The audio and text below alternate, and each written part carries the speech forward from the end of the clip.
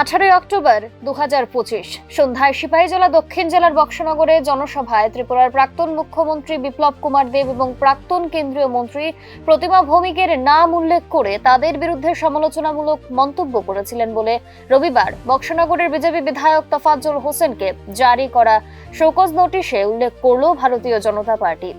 তফাজ্জল হোসেনের অনুরোধ সত্ত্বেও তারা জনসাধারণের জন্য স্টেডিয়াম নির্মাণের তহবিল অনুমোদন করেননি বলে মন্তব্য করেছিলেন এই বিধায়ক।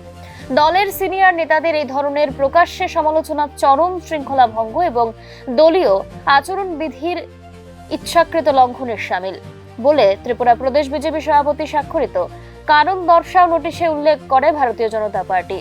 একজন জনপ্রতিনিধি এবং দলের একজন দায়িত্বশীল সদস্য হিসেবে যে কোনো অভিযোগ বা প্রশাসনিক সমস্যা জনসমক্ষে প্রকাশ না করে যথাযথ মাধ্যমে উপস্থাপন করার প্রত্যাশা করা হয়। বিধায়ক তফাজ্জল হোসেনকে কারণ দর্শাও নোটিশে উল্লেখ করে ভারতীয় জনতা পার্টি ত্রিপুরা প্রদেশ। তার আচরণ কেবল দলের ভাবমূর্তি ক্ষুণ্ণ করেননি বরং দলীয় নেতৃত্বের জন্য বিব্রতকর পরিস্থিতি সৃষ্টি করেছে বলে উল্লেখ করা হয়েছে শোকজ নোটিশে।